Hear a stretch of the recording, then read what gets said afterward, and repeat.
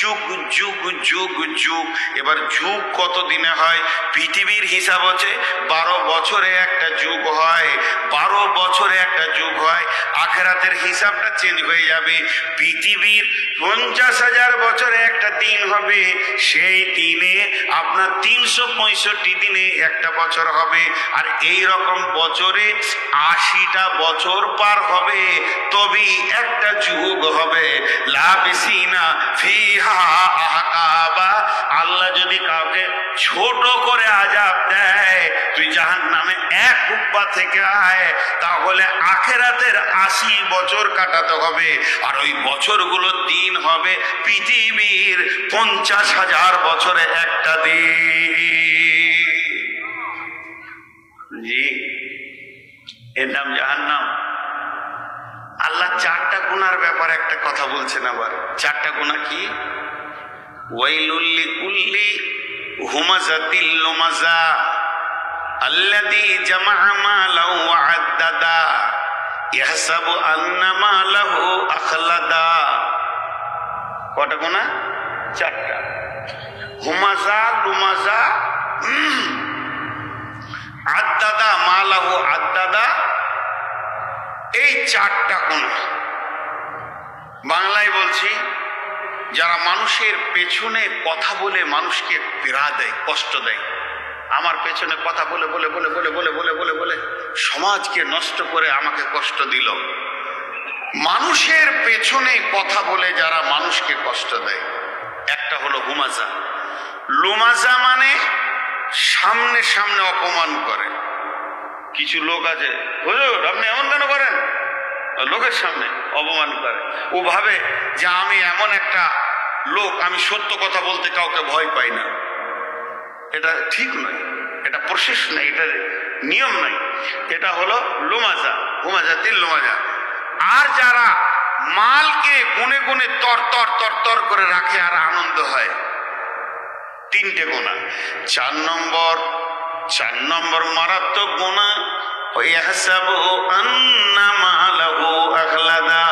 সে ধারণা করে, সে হিসাব করে, সে ধারণা করে, সে হিসাব করে, আমার মাল আমার কোনদিন সঙ্গী ছাড়া হবে না।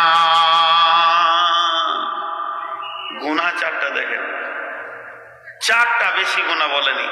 পেছনে কথা বলে কষ্ট দেয়, সামনে সামনে অপমান করে, আর সে ধারণা করে আমার মাল আমার হাত ছাড়া হবে না, আর মালকে গুনে রাখে।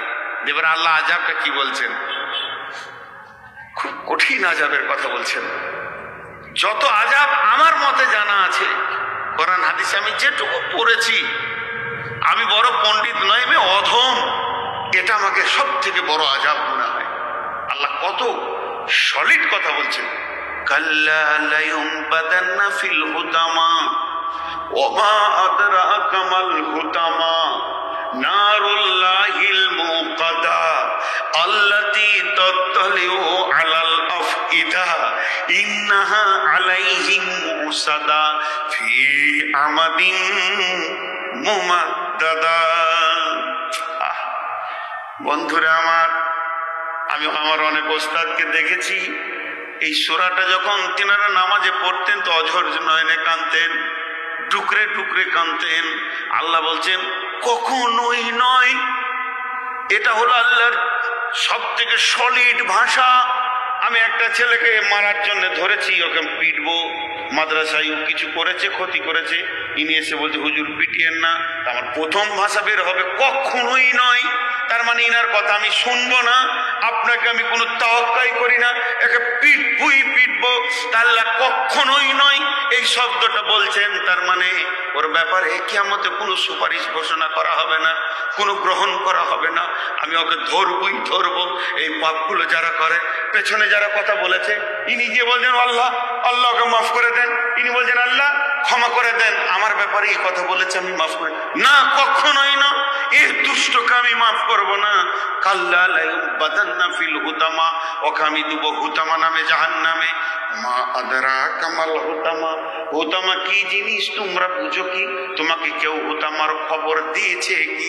আল্লাহ বলছেন নারুল্লাহিল মুকাদা, এটা পেট্রোলের আগুন, এটা ডিজেলের আগুন, এটা কাঠের আগুন, এটা কয়লার আগুন, এটা কেরোসিনের আগুন, এটা গ্যাসের আগুন। আল্লাহ বলছে ওই আগুনটা আমার হুকুমের আগুন, নারুল্লাহ, এটা আল্লাহর আগুন, মুকাদা প্রজ্বলিত থাকে আমার হুকুমে। আগুনটার ক্ষমতা জানো? আল্লাহ তাত্তালিউ আলাল আফইদা, ওই আগুনটা উপরে যত জোর পোড়াবে কলিজাটা অত জোর পোড়াবে, আতুরির ভিতরে ভিতরে তরঙ্গ যাবে, হাড়ের ভিতরে ভিতরে চলবে, রগের ভিতরে ভিতরে যেতে পারবে ওই আগুনটা, গোটা শরীরটাতে তরঙ্গ চলবে। আল্লাতি তাত্তালিউ আলাল আফইদা, তার হৃদয়কে জ্বালাবে, কলিজাটা গাং গাং গাং গাং করে জ্বলবে, ফাঁসাটা জ্বলবে, মদ হবে না, গোটা বডিটা একটা আঙারে পরিণত হবে। আল্লাতি তাত্তালিউ আলাল আফইদা ইন্নাহা আলাইহিম মুসাদা, যখন এই কঠিন আযাবটা তার উপর আমি চালাবো, তাকে মজবুত করে আমি বাঁধবো, ফি আমাদিন মুমাদ্দাদা, সেখানে বড় বড় বড় বড় খাম্বা রয়েছে, ওই জায়গায় আগে বাঁধবো, ওকে হিলতে দিব না, এক চুল লড়ার ক্ষমতা থাকবে না। তারপরও আমি এই কঠিন আগুনটা তার বডির ভিতরে তরঙ্গ চালাবো, এরই নাম আযাব। জি ভাই, আমার মনে হয় আপনাদেরকে জাহান্নাম সম্পর্কে আমি কিছুটা ধারণা দিতে পারলাম। যখন জাহান্নামের দারোয়ান গেটটা খুলবে মালিক, বিশ্বনবী মেরাজের রাত্রিতে সফর করছেন, তো প্রথম আসমান, দ্বিতীয় আসমান, তৃতীয় আসমান, চতুর্থ আসমান, ফেরেশতারা ধরে আসছে, মুসাফা করছেন, রসুলকে দেখে আনন্দিত হচ্ছেন, যত কিছু রয়েছে রাসূলুল্লাহ সাল্লাল্লাহু আলাইহি সাল্লামকে দেখে সব আনন্দিত হচ্ছেন। কিন্তু আল্লাহর নবী যখন মেরাজে গেলেন আর এলেন, তো একটা ফেরেশতাকে হাসতে দেখেননি, হাতে লাঠি নিয়ে চুপ করে দাঁড়িয়ে আছেন। জিবরাইল আমিনকে জিজ্ঞাসা করছে, জিবরাইল, আমাকে দেখে সবাই আনন্দ পেল, আমাকে দেখে সবাই হাসলো, ই হাসে না কেন, ই হাসে না কেন? জিবরাইল আমিন বললেন, ইয়া রাসূলুল্লাহ, এই হলো সেই মালিক জাহান্নামের দারোয়ান, যেদিন ওর হাতে জাহান্নামের চাবি দেওয়া হয়েছে, জাহান্নামের গেটম্যান বানানো হয়েছে, সেই দিন থেকে ওর ভিতরে আনন্দ আর হাসির সবটি আটটা শেষ হয়ে গেছে, জীবনেও হাসতে পারবে না, ওটা শেষ হয়ে গেছে। ওর আনন্দ কি জিনিস ও জানে না, ওই অনুভূতিটা ওর কাছ থেকে চলে গেছে। ওই মালিক যখন গেটটা খুলবে তখন বলবে, আলাম ইয়াতিকুম রাসূলুম মিনকুম ইয়াতলুনা আলাইকুম আয়াতি ওয়া ইউনজিরুনাকুম লিকা ইয়াউমিকুম হাজা। ঠাকুরগাঁওবাসী রে, ও বাংলাদেশবাসী রে, তোদের কাছে কি কেউ এই জাহান্নাম আর আখিরাতের ভয় নিয়ে যায়নি, পৌঁছাইতে যায়নি? আর কোরআনের আয়াত পড়ে পড়ে কি তোদেরকে শোনায়নি? আজকের দিনের খবর কি তোদের জানা ছিল না? তারা স্বীকার করবে, কলু বালা, গেছিল, কিন্তু তাদেরকে আমরা গুরুত্ব দিইনি, তাদেরকে পাগল মাজনুন করে মাথা থেকে উড়িয়ে দিয়েছিলাম, তাদেরকে মনে করতাম ফালতু বকছে। কিন্তু আজকে দেখছি ঘটনা প্রেক্ষাপট অত্যন্ত সত্য। এর নাম জাহান্নাম, এর নাম জাহান্নাম। জি ভাই, এর নাম জাহান্নাম। আমরা বুঝছি না, বুঝেও বুঝি না। আমি একটা আল্লাহর নাম আপনাদেরকে বলছি, তো তার আগে আমি একটা কথা বলেছি যে জাহান্নামে একটা শব্দ হবে, কি? আল্লাহ। মহব্বতের সঙ্গে আমরা আল্লাহর নাম নিই, হবে আল্লাহ, সবাই বলি আল্লাহ। তা আল্লাহ অনেক বিরক্ত হয়ে বলবে ফেরেশতাকে, যাও তো জাহান্নামে ওর খবর নিয়ে এসো তো। আমার নাম ধরে বেঈমান ডাকবে কেন? আমি কাউকে কম ডেকেছি? হাইয়া আলাস সালাহ, আমার ডাকে সারা দেয়নি, তার ডাকে আমি কেন সারা দেব? যাও খবরটা নিয়ে এসো। এই খবর আনতে যাবে, হাদিসে আছে 1000 বছর লাগবে খবর আনতে যেতে। ওর কাছে জিবরাইল যখন পৌঁছাবে, ফেরেশতা পৌঁছাবে, বলে তুমি আল্লাহর নাম ধরে ডাকছো কেন? তোমার তো ডাকার দরকার নেই, তুমি তো আল্লাহ চিনো না, আল্লাহ বুঝো না, আল্লাহর ব্যাপারে তো তোমার অন্য ধরনের ধারণা ছিল। রুষ্ট ব্যবহার করবে, কোনো নরম ব্যবহার থাকবে না। তখন ও বলবে, ভাই আল্লাহকে বলো আমরা কিছু চাই না, শুধু একটু পানি, ঠান্ডা পানি, এটার দরখাস্ত। এই দরখাস্তটা আবার ঘুরিয়ে আনতে গিয়ে 1000 বছর যাবে। তো আল্লাহ তাবারক ওয়া তাআলা উত্তর দেবেন, কি চেয়েছে? বলে পানি। আল্লাহ বলবেন, লা ইয়াযুকু ফিহা বারদাও ওয়ালা শারাবা ইল্লা হামিমাও ওয়া গাসাকা। হে ফেরেশতা, তুমি শোনো, ওদেরকে পান করা তো দূরের কথা, এই যে এটাকে বলে ঢক ঢক, চা খায় এটাকে বলে চুমুক দেওয়া, আর কেউ যদি এমনি করে নিয়ে এমনি করে দেয় ওটাকে বলে চাটা। একটু পরিমাণ, 1 ফোঁটা মধুকে চাটা। তা আল্লাহ বলছেন, লা ইয়াযুকু ফিহা বারদাও ওয়ালা শারাবা। ওরা যে জায়গায় চলে গেছে, ওই অবস্থানে যারা আছে তাদেরকে খেতে দেওয়া তো দূরের কথা, ঠান্ডা কোনো কোল্ড ড্রিঙ্কসকে চাটতে দেওয়া যাবে না। ওদের জন্য ব্যবস্থা আছে, ইল্লা হামিমা ওয়া গাসাকা, গরম রক্ত পুঁজ জাহান্নামীরা কোলে ট্রেন দিয়ে বইয়ে দিয়েছে, ওইগুলো খাইয়ে দাও। ওরা যখন ভুখে ক্ষুধার যাতনায় খাবার চাইবে, আল্লাহ তাদেরকে চাকুন দিবে, লাইসা লাকুম তাআমুন ইল্লা মিন জারিউরি, জারিয়ে ঘাস দেবে, যেগুলো পানি ফলের মতো, সিংকারার মতো গলায় কাঁটা লেগে যাবে। ওই হালাতে 3000 বছর কাটাবে, পানি চাইবে, পানির খবর যাবে আর 1000 বছর। তারপরে গরম রক্ত পুঁজ যখন দেওয়া হবে, সমস্ত গলে পেশাবের রাস্তা, পায়খানার রাস্তা দিয়ে বের হয়ে যাবে, কিন্তু যেমন ছিল তেমন হয়ে যাবে। এরপরে এরা বিরান কাটাবে, ফেরেশতাকে বলে তো হলো না, তাহলে সরাসরি এবার আল্লাহকে বলে, আল্লাহ পানি দাও। চিৎকার মারবে জাহান্নাম থেকে, রব্বি, সামান্য পানি মাবুদ, তোমার আমরা গুনাহগার বান্দা, পানি দাও। আমার আল্লাহ জাহান্নামের ভিতরে মেঘমালা তুলে দেবেন, আর ওই কালো মেঘ যখন গর্জন দিয়ে উঠবে, তখন ওরা আনন্দিত হয়ে যাবে। এবার পেট ভরে পানি পান করব, গোসল করে নিব। এবার ঝমঝম ঝমঝম বৃষ্টি, বৃষ্টির সাউন্ডে তার আনন্দিত হবে আগুনের ভিতরে। কিন্তু বন্ধুরে, বড় দুর্ভাগ্যের বিষয়, মুষলধারা বৃষ্টি হবে, পানি নয়, অগ্নি বর্ষণ হবে জাহান্নামের ভিতরে। যতটি লোক বসে আছেন, আল্লাহ দুটো পবিত্র নাম আপনাদের সামনে বলবো, আর্তনাদের ভঙ্গিতে এই নাম দুটো বলবেন। জি, আর্তনাদের ভঙ্গিতে। আমি একবার আপনাদেরকে পড়ে শোনাই, দ্বিতীয়বার যখন আমি বলবো আমার সঙ্গে আপনারা বলবেন। প্রথমবারটা আপনারা দেখেন, মা বোনেরা আপনারা আস্তে বলবেন, আর পুরুষেরা জোরে বলবেন। সেই নাম দুটা কি? হান্নান আর মান্নান। ইয়া হান্নান, ইয়া মান্নান। বুঝতে পেরেছেন? আল্লাহর দুটি পবিত্র নাম হান্নান আর মান্নান। সবাই বলবেন। আমি আপনাদের ছোট ভাই, বড় ভাই হিসেবে বলছি, বিদেশি মেহমান সবাই বলবেন, মহব্বতের সঙ্গে বলবেন, ইয়া হান্নান, ইয়া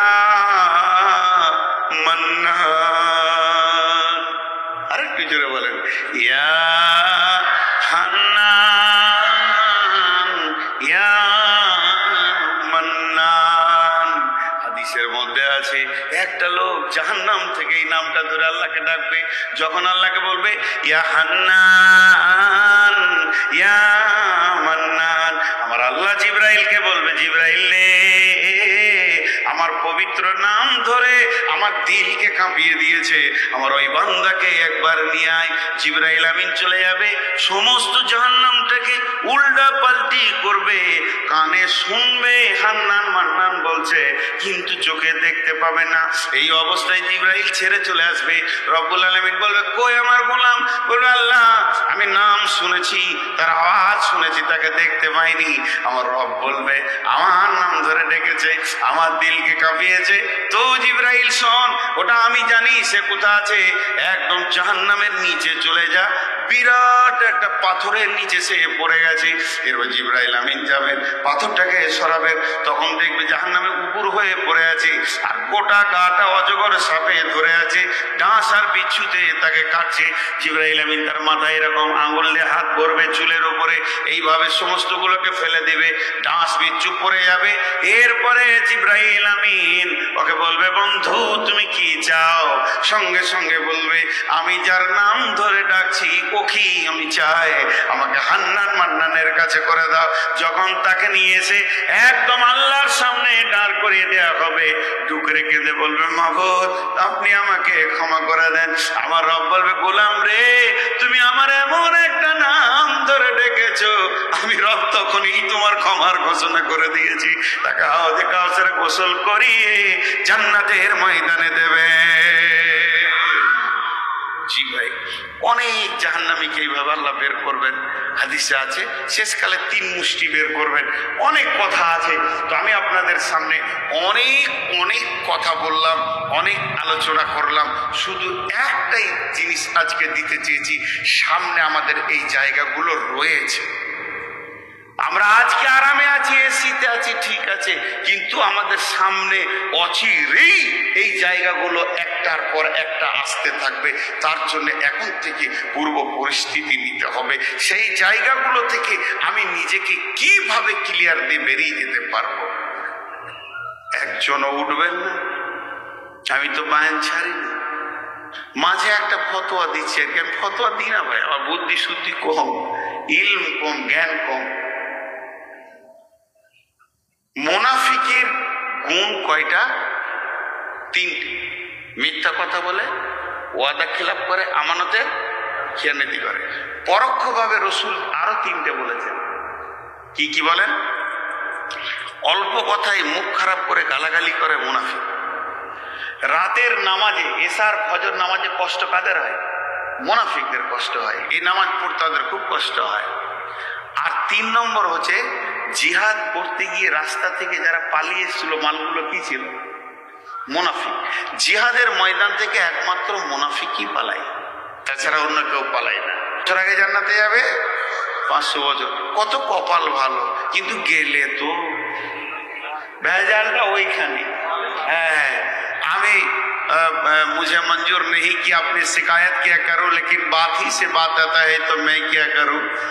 উর্দুতে একটা কথা আছে, ইচ্ছা জাগে না ফ্যামিলির কথা বলি, কিন্তু কথাই কথা চলে আসলে সেটা রোখা যায় না। আমি আমার স্ত্রীকে, মিসেসকে একদিন বলছিলাম যে দেখো কত সহজ করেছে তোমাদের জন্য আল্লাহ জান্নাত। কেন? মাশাআল্লাহ।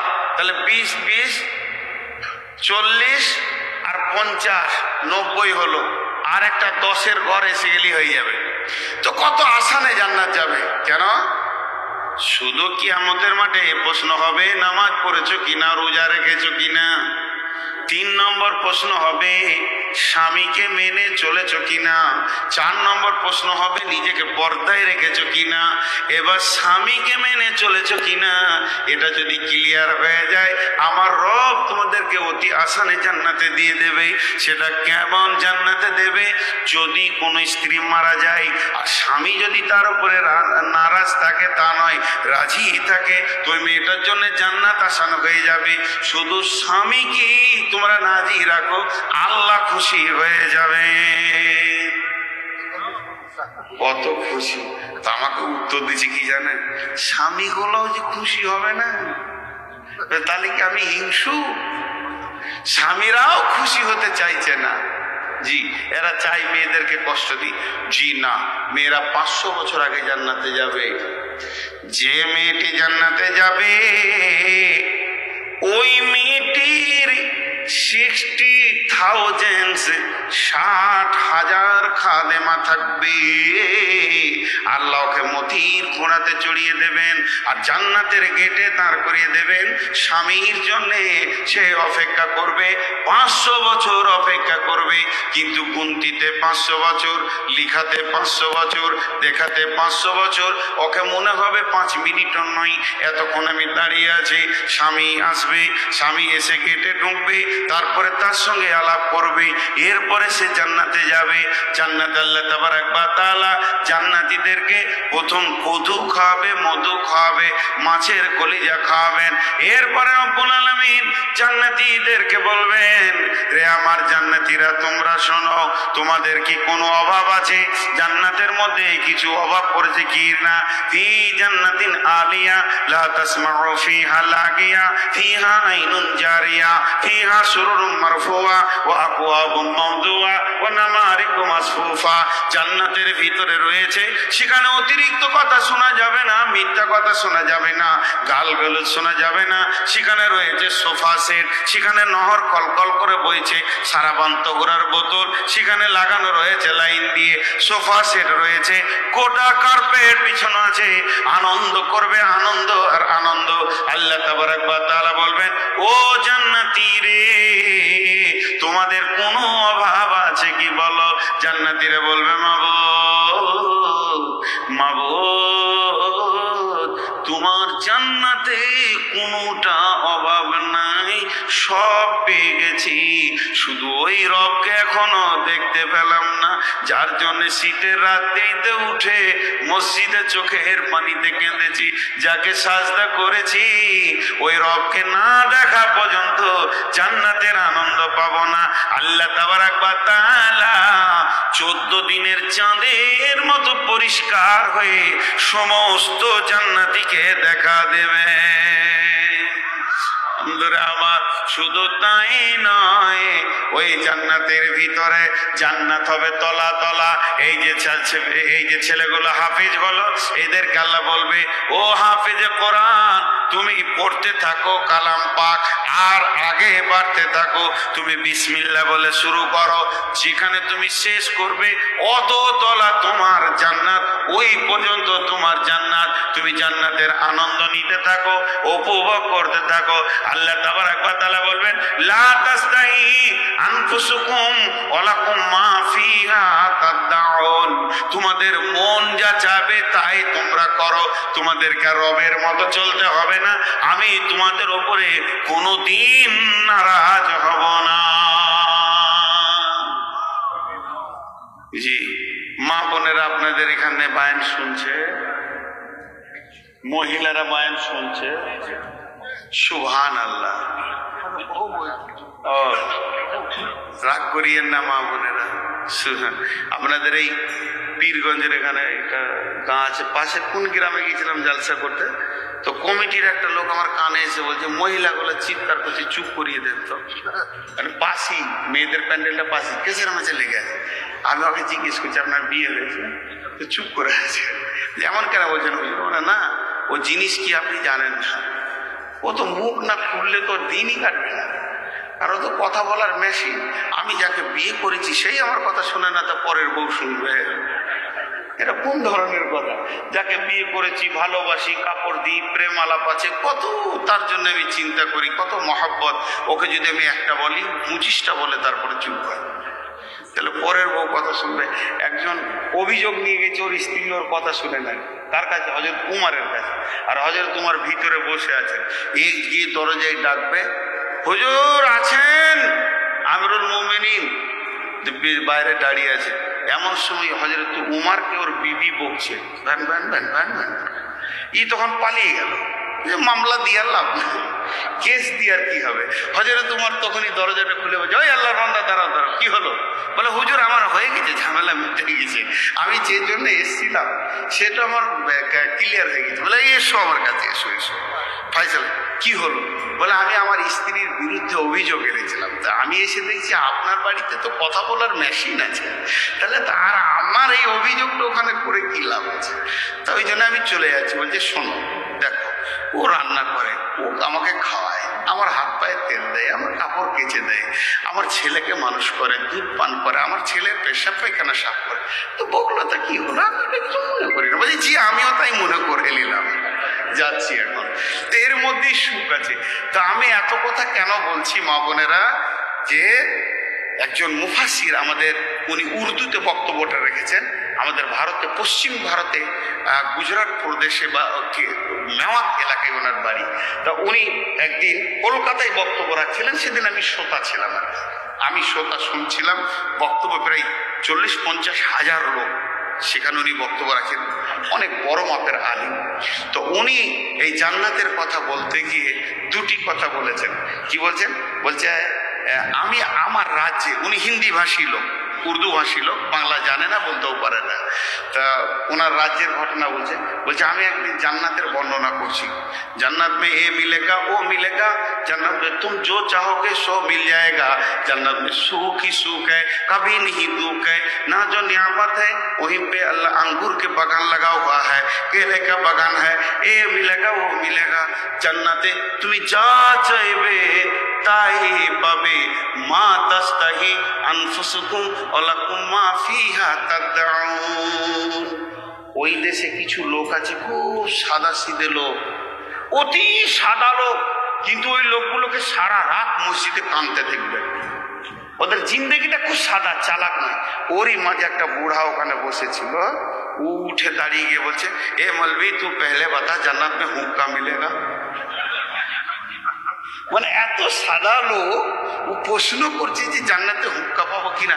এবার ও কাঁদছে, জাহান্নামের বয়ান শুনে অঝোর নয়নে কাঁদছে লোকটা। ইয়ার্কি ঠাট্টাও করে নেই, আর ও আবার হুক্কা খায়। বুঝতে পেরেছেন কিনা? তো এখন হালাল হারাম তো পরে থাক, ওটা জান্নাতে পাওয়া যাবে কিনা, সাদা মানুষ। তো ইনি বলছেন, আমি দেখলাম ওকে যদি বলা হয় এই বস, বেয়াদব, তো দিলে আঘাত পাবে। তো মিষ্টি করে উত্তর দিলাম।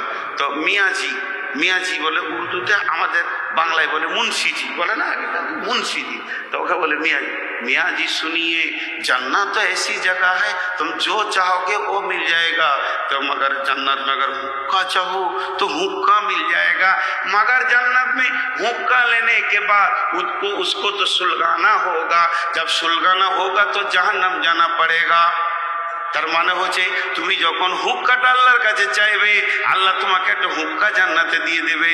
কিন্তু জান্নাতে তো আগুন বলে কোনো বস্তু নাই। এখন যদি তোমাকে হুক্কাটা খেতে হয়, তাহলে জাহান্নামে গিয়ে বসে বসে খেয়ে আসতে হবে। ও তখন কান ধরে নিয়েছে সমাজে, কাবি নেই হুক্কা পিউঙ্গা। হ্যাঁ, আর আমি হুক্কা খাবো না। আমি হুক্কা খেতে গিয়ে যদি জাহান্নামও যেতে হয় 1 মিনিট, আমি আর হুক্কা খাবো না। কত সাদা সিধে মানুষ।